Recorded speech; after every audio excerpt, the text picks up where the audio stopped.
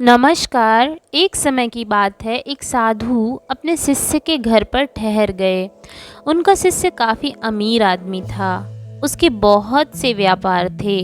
उसके घर में कई नौकर चाकर भी थे। सब कुछ बढ़िया चल रहा था। साधु महाराज साल में एक बार व्यक्ति के घर आकर ज़रूर ठहरते थे, क्योंकि वो व्यक्ति जिस शहर में रहता था उस शहर में साधु महाराज के गुरु का एक मंदिर भी था। इसलिए साधु महाराज जब भी अपने गुरु से मिलने आते थे तो अपने शिष्य के घर एक रात रुककर ज़रूर जाते थे। इससे पहले जब भी साधु महाराज घर आते थे, शिष्य काफ़ी खुश और उत्साहित रहता था।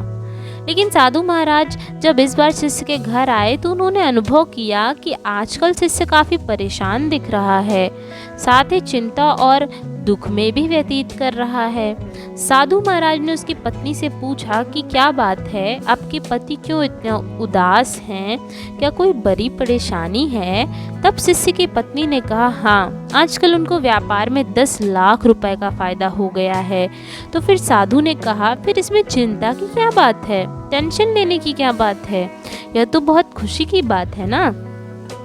मुस्कुराते हुए पत्नी ने कहा कि हाँ, यदि आप उनसे पूछेंगे तो वह बोलेंगे कि मुझे व्यापार में 10 लाख रुपए का नुकसान हुआ है। ये सभी बातें सुनकर साधु महाराज आश्चर्य में पड़ गए। उन्होंने कहा, आप तो पहेलियां बुझा रही हैं, आखिर क्या बात है? अभी बोल रही थी कि 10 लाख रुपए का फायदा हुआ है, अब बोल रही हैं कि 10 लाख रुपए का नुकसान हुआ है।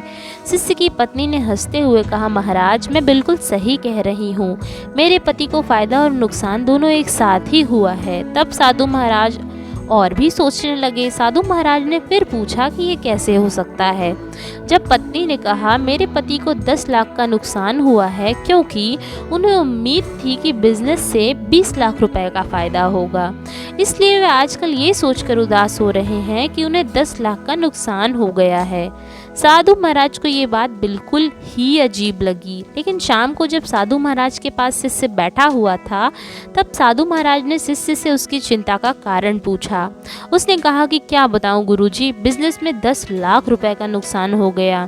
मुझे 20 लाख रुपए के फायदे की उम्मीद थी, लेकिन फायदा सिर्फ 10 लाख रुपए का ही हुआ है। ये सभी बातें सुनकर साधु महाराज मुस्कुराए और मन ही मन सोचने लगे कि इस इंसान का ध्यान 10 लाख रुपए के नुकसान की तरफ ही है, लेकिन जो 10 लाख रुपए का फायदा हुआ है उस तरफ इस व्यक्ति का ध्यान है ही नहीं, क्योंकि यह इंसान केवल उम्मीद पर ही टिका था मुझे 20 लाख का फायदा हो।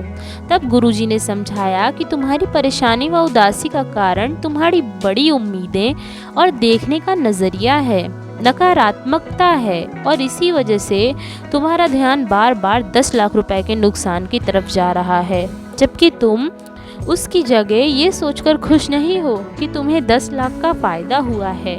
यानी अपनी सोच को हमेशा सकारात्मक रखो, इतना नकारात्मक क्यों सोच रहे हो? दोस्तों, ज़रा सोचिए कि उस इंसान को अगर केवल 10 लाख रुपए के फायदे की उम्मीद होती तो क्या वह इंसान उदास होता?